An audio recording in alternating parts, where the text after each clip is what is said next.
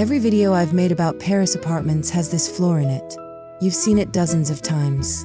In the background, under the furniture, catching the light from tall windows.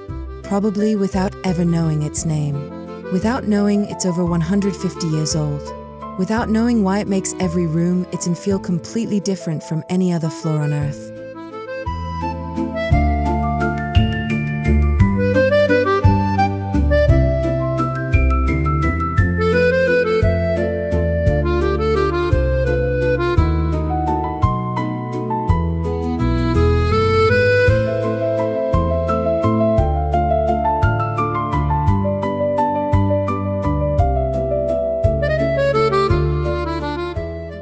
Today, we're spending time with the most quietly powerful element in the Parisian interior. Not the marble fireplace, not the cornice work, not the tall windows, the floor beneath all of it. Le Parquet and Point de Hongrie, the herringbone parquet. And the story of why it works is more interesting than you might expect.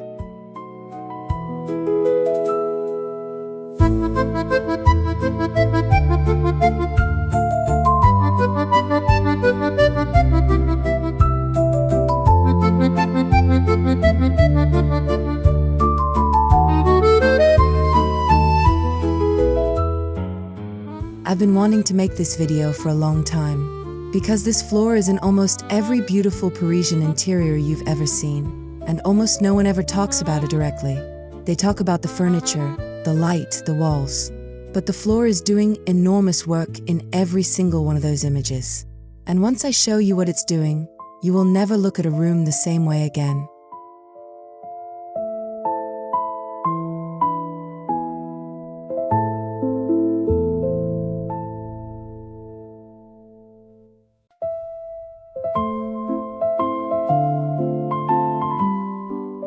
Where the pattern comes from.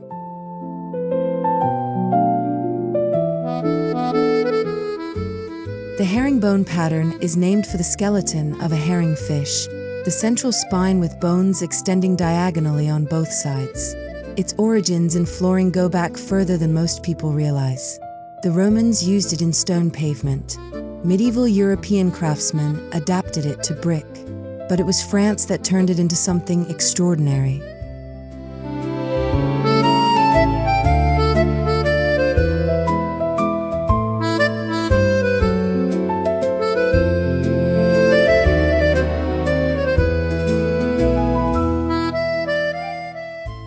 In the 17th century, Louis XIV commissioned the floors of Versailles. The Parquet de Versailles, a complex geometric wood floor, became the standard of European elegance. Every aristocratic household in France, and eventually across the continent, wanted something like it. The herringbone emerged as the democratic version of that ambition, simpler to produce than the full Versailles pattern, faster to lay, less expensive in material, but retaining all of the visual intelligence of its more elaborate ancestor.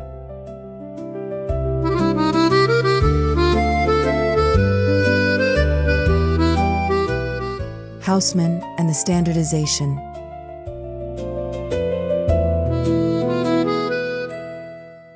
And then Haussmann came along. When Baron Haussmann rebuilt Paris in the 1850s and 60s, he needed flooring for thousands of new apartments simultaneously. A flooring solution that was beautiful, durable, practical to install at scale, and consistent across every building. The herringbone parquet in oak was the answer. It became mandatory in every Haussmann apartment above a certain class. Not by law, but by practice. It was simply what was done, what was expected, what defined a Parisian interior worth inhabiting.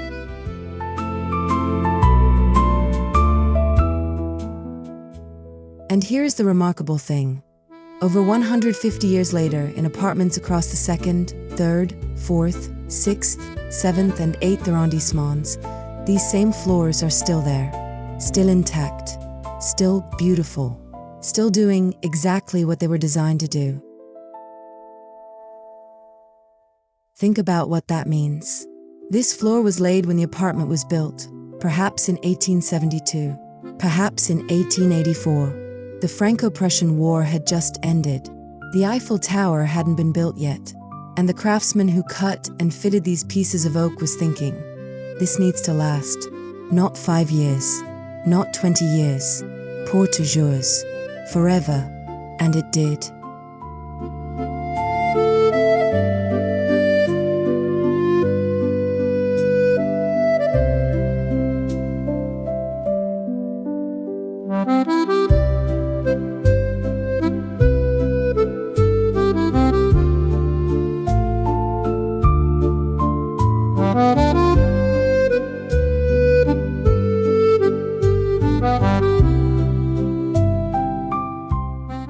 Why OAK and why it matters. The wood is almost always oak, chain, and this was not an arbitrary choice. Oak is the hardest commonly available European hardwood. It resists foot traffic, moisture variation, and the test of time with extraordinary grace. It darkens with age in a way that adds rather than subtracts from its beauty. And crucially for a small apartment, its warm honey tone reflects light upward.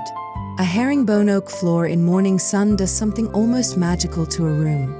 It fills the lower half of the space with warm, reflected light that no lamp or fixture can replicate. The floor is, in a very real sense, the fifth wall of a Parisian apartment. And the Haussmann builders understood this completely.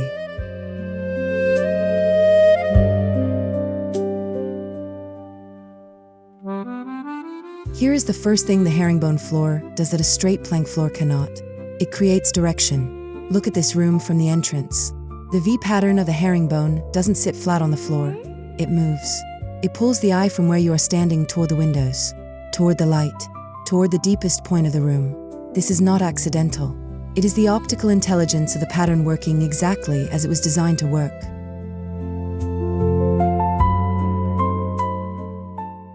In a small apartment, this directional pull is enormously valuable. It makes the room feel longer than it is. It creates a sense of journey, of movement and depth, in a space that might only be 8 meters from front to back. A straight plank floor sits still. A herringbone floor moves. And a floor that moves makes a room feel larger than any paint color or mirror placement ever could.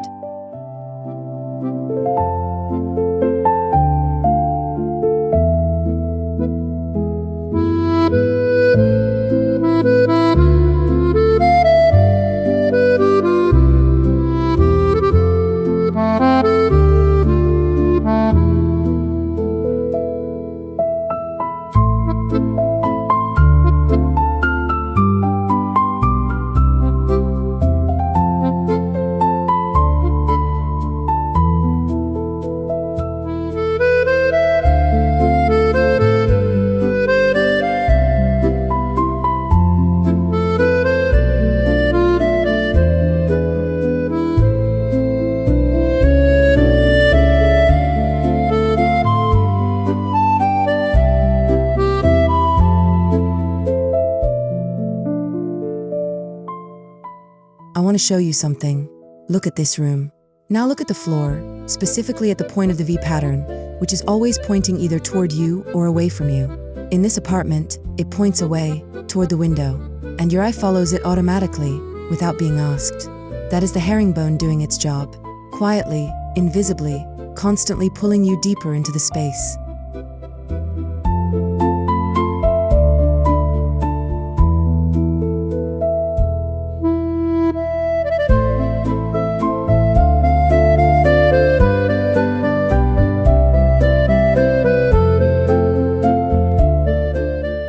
The texture effect. The second effect, texture. A herringbone floor is not a smooth, uniform surface. It is hundreds, in a larger room, thousands of individual pieces of wood, each one slightly different in grain, tone, and age, joined at alternating 45-degree angles. This means it catches light differently at every point. A single ray of morning sun falling across a herringbone floor creates a landscape of subtle shadow and highlight that a straight plank floor, however beautiful, simply cannot produce.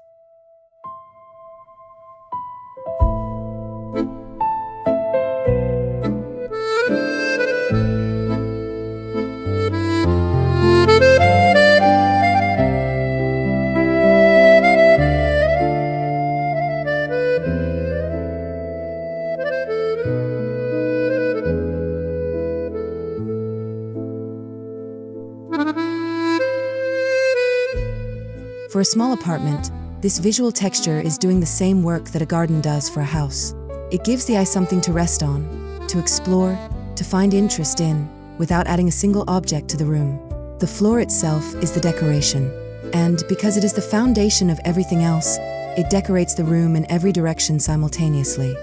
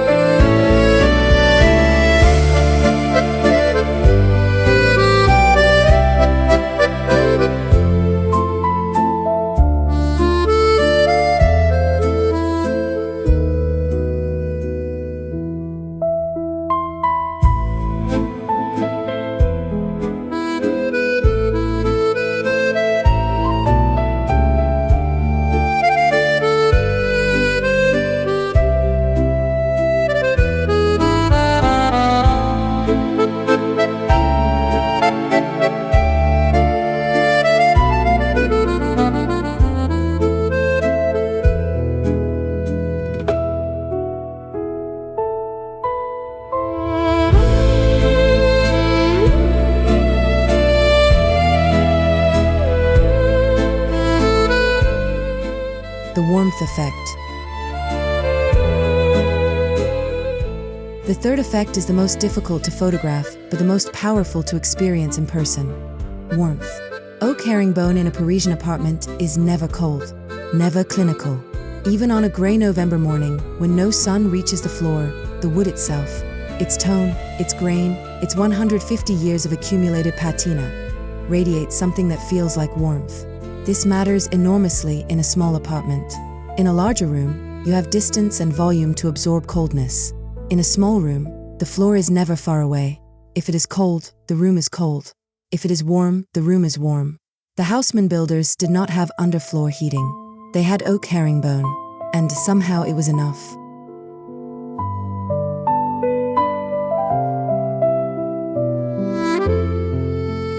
I think this is why, when people walk into a Parisian apartment for the first time, they almost always say the same thing. It feels warm. Not temperature warm, atmospherically warm, like the room has been lived in and loved.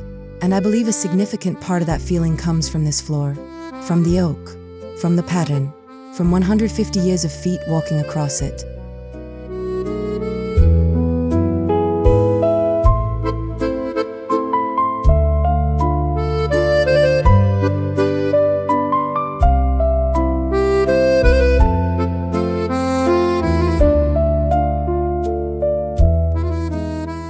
If you have original herringbone.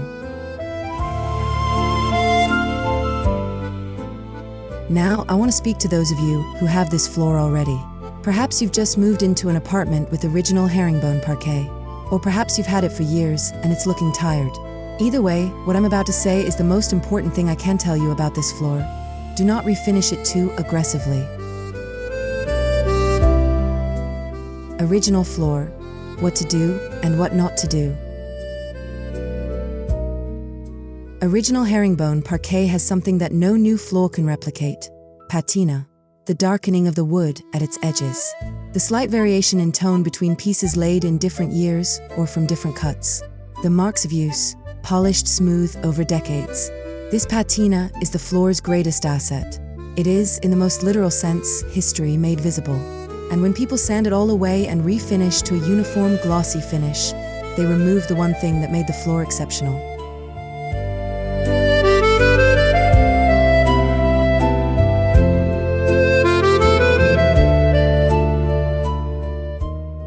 If the floor is structurally sound, no lifted pieces, no significant gaps, no softness underfoot, the best treatment is the most restrained, a light clean, a wax polish, and nothing more.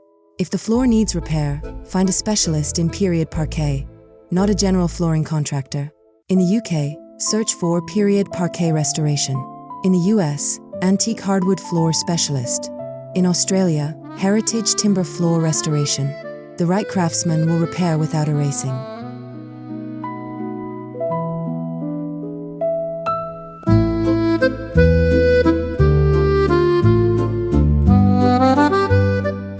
if you want to add herringbone. For those of you who want this floor but don't have it, the good news is that herringbone parquet has never been more accessible or more beautifully made than it is right now. There are 3 routes at 3 different price points.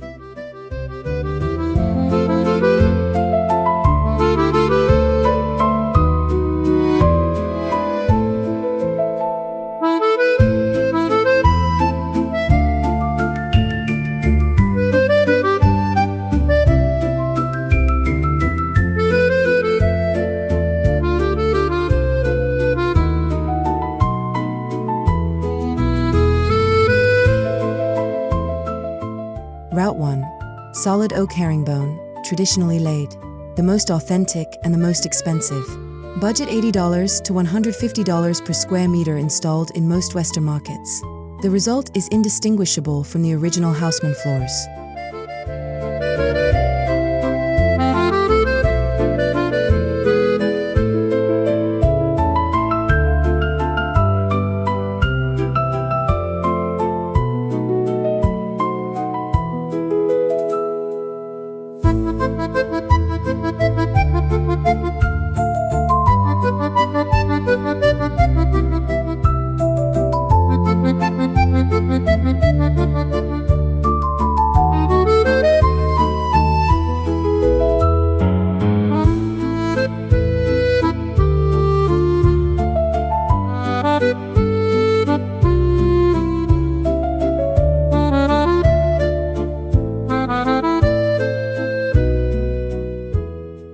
Route 2. Engineered oak herringbone. A real oak veneer over a stable composite core. More resistant to humidity variation than solid wood. Important in kitchens and basements. Budget $40 to $90 per square meter installed. Visually identical to solid oak at normal viewing distance.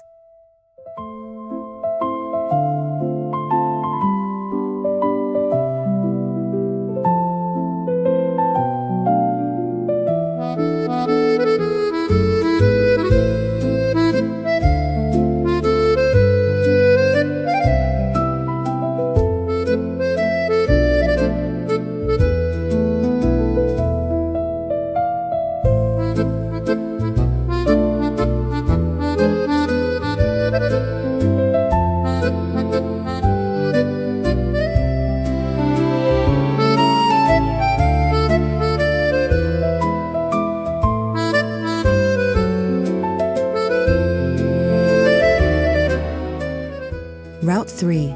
Luxury vinyl tile in herringbone. For renters, for high moisture areas, or for budget-conscious renovations. Modern LVT has improved so dramatically that at $15 to $35 per square meter, it is now a genuinely respectable option. Choose a warm oak tone, not a gray or white. Gray herringbone loses all the warmth that makes the pattern work.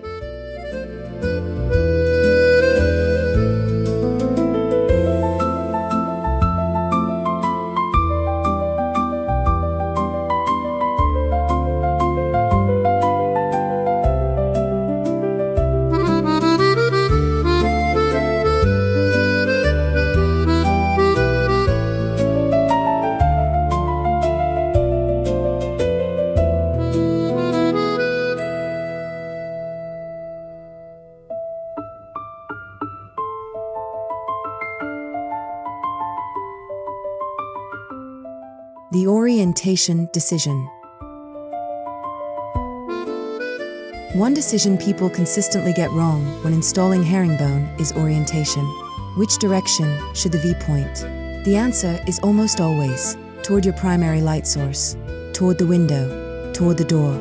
The herringbone should lead you into the room, not across it. If you run it parallel to the longest wall, you lose the depth effect entirely. Run it at 45 degrees to the walls, pointing toward light, and the room will feel twice as deep as it actually is.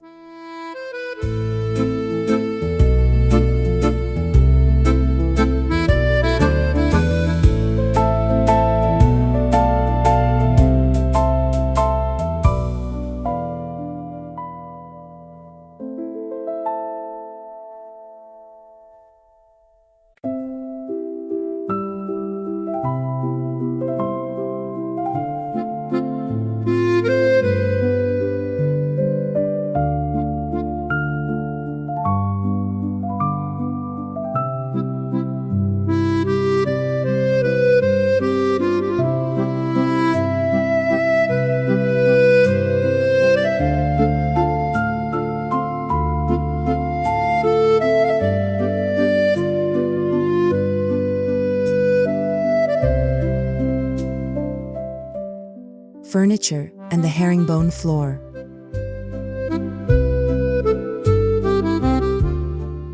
One final practical note that most people don't consider until it's too late. What you put on top of the herringbone matters as much as the floor itself. A herringbone floor needs to breathe. It needs to be seen. Covering more than 40% of it with rugs or large furniture platforms defeats its purpose entirely. The traditional Parisian approach, one carefully chosen rug, in the seating area only, that defines the zone without blocking the floor's directional pull.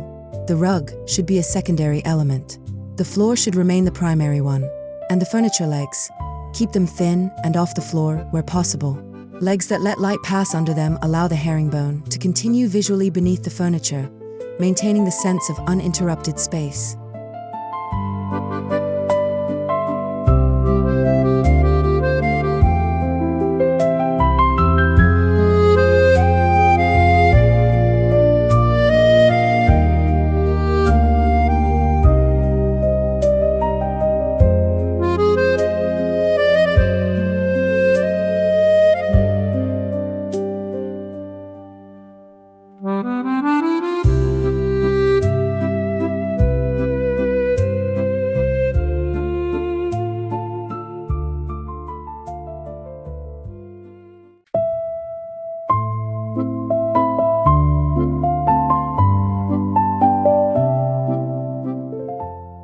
Somewhere in Paris, right now, there is an apartment where a craftsman placed the final piece of herringbone parquet. Perhaps in 1871, perhaps in 1890. He fitted it into place with a mallet and a wedge, stood up, and saw the completed floor for the first time. He could not have imagined the century and a half that would follow, the people who would walk across it, the light that would fall on it through all those winters and summers, the conversations held in its presence. Il ne savait pas. He didn't know. But he built it to last. Il a réussi. And he succeeded.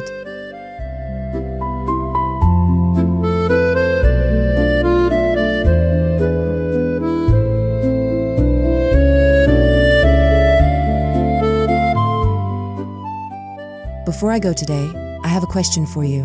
What is the floor in your home right now? Is it something you love? Something you've always meant to change? Something that has a story? Or perhaps, is it herringbone? Tell me in the comments. I'm genuinely curious, because I believe the floor you walk on every day shapes how you feel in your home more than any other single element. And that feeling matters. Stay close. Merci. Au revoir de Paris.